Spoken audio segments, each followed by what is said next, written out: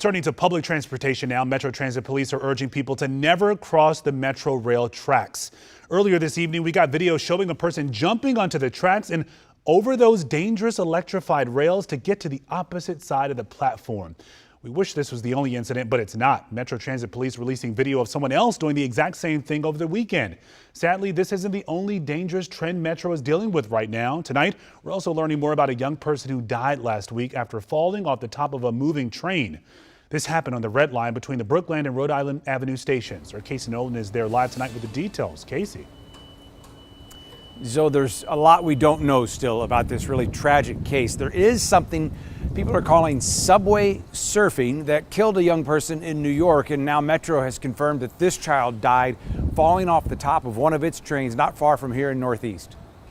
A deadly trend that officials worry could gain momentum. Cause I see on YouTube a lot of guys like acting like Spider-Man. They hold on to the train and stand there until they get to the next station. So-called subway surfing, trying to ride on top of a moving train, killed a 14-year-old and seriously injured his friend in New York recently. And last Tuesday afternoon, here in Northeast D.C., Metro confirms a young person was on top of a moving train car when they fell off and died. A spokesperson telling WUSA 9, "This is extremely dangerous.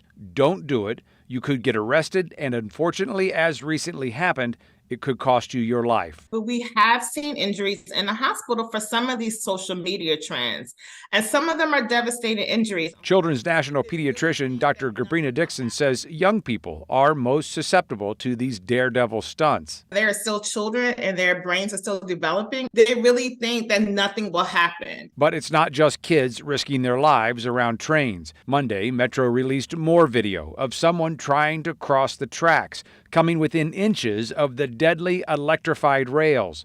In this video, with the highlights added by Metro, the person can barely get back onto the platform before the next train arrives.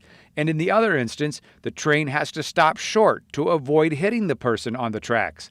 And these aren't the only close calls. In the past 2.5 months, Metro says it has had 32 reports of trespassing, dangerous and even deadly accidents that could have easily been avoided. As far as people on top of the trains since 2021, Metro tells us they have 4 reports of people on top of their trains. 2 of those people, Zoe, now have died. Yeah, this is all avoidable. Casey, thank you so much. And you can find all of our reporting on these Metro concerns on WUSA9.com or just download our free mobile app.